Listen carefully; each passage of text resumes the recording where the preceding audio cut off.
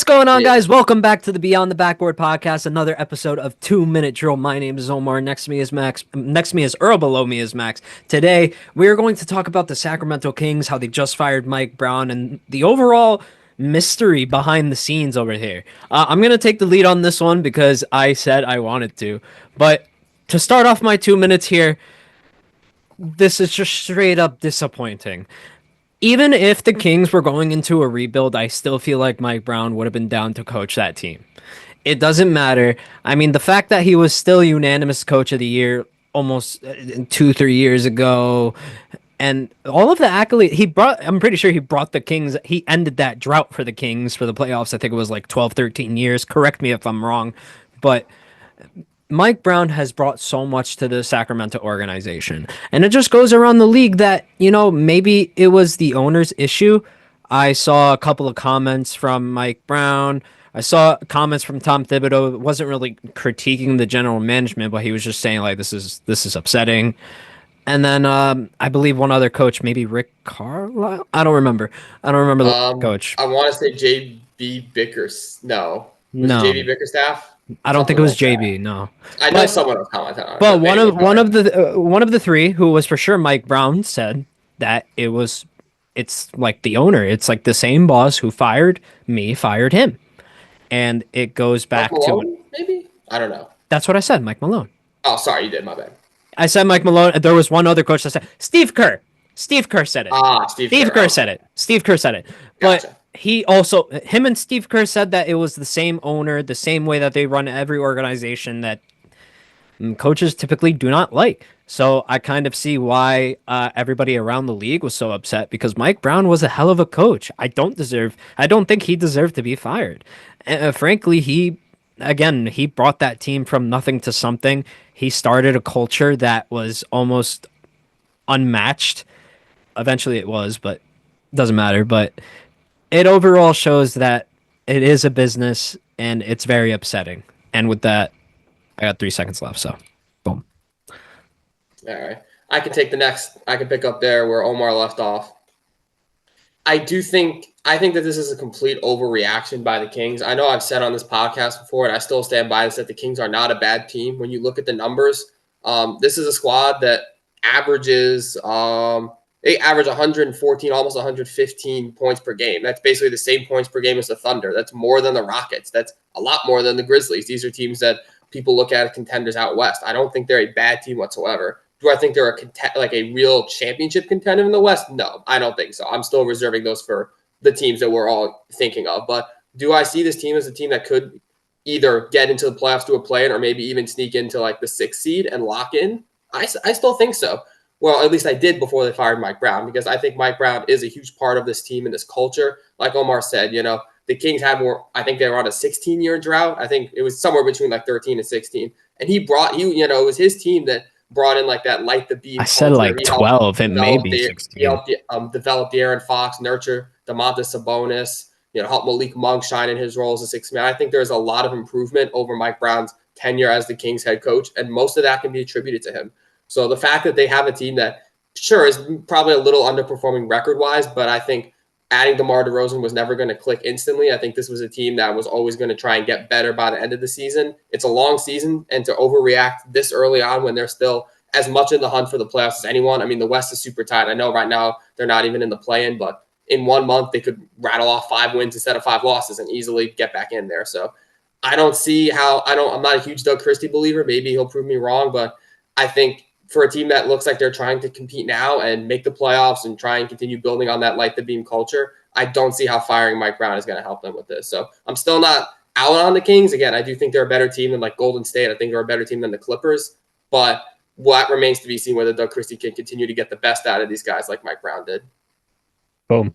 Perfect 2-minute timer. Earl, go ahead, bud.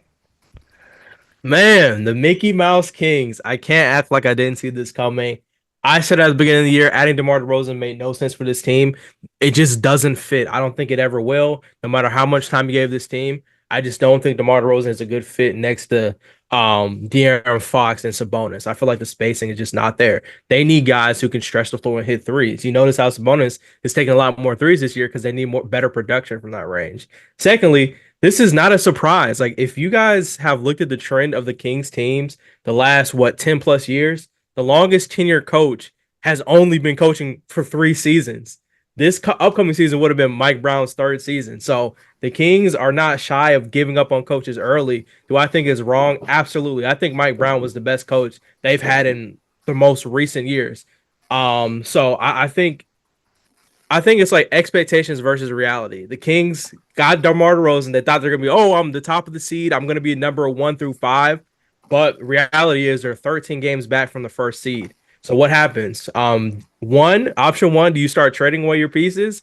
Or option 2, do you take the scapegoat and fire your coach and blame it on him, and hopefully a new coach comes in and makes better decisions? They went with option 2, the easier option. So for me, I personally didn't think the Kings would be a better team than they were, but I obviously didn't think they would be out of the play-in. Like, that wasn't my prediction. I just thought they wouldn't be a top 5 seed, but it's way worse than that. So for me, I think the Kings, they have a lot of stuff to figure out.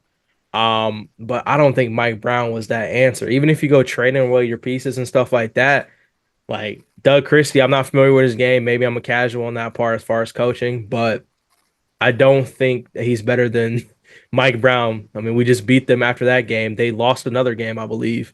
I think they won their last game, but it was like they had to come back and kind of fight back. So yeah, I think overreaction. All right. 2 minutes for collective thoughts. I'll start off by saying that the DeMar DeRozan pickup was, I didn't think it was that good. I really thought it would be better. I mean, you brought up spacing, but I do think that kind of adds spacing in that sense.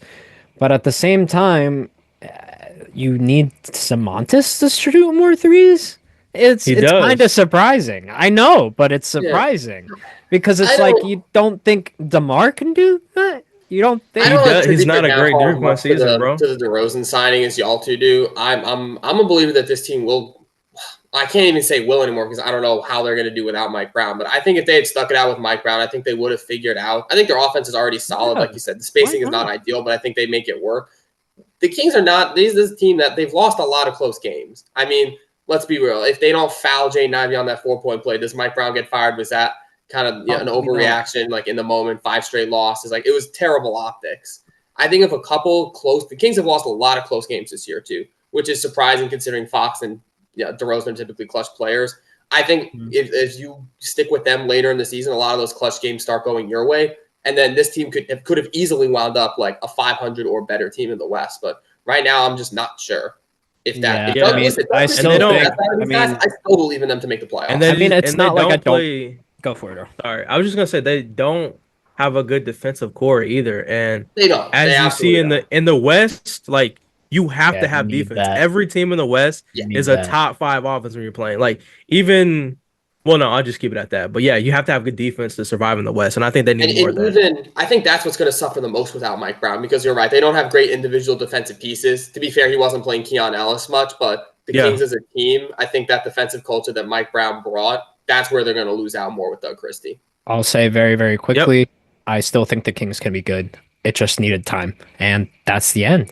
Thank you guys so much for tuning in on 2 Minute Drill. Make sure to like, subscribe, turn on notifications if you want. I mean, we would really like you to turn on your notifications.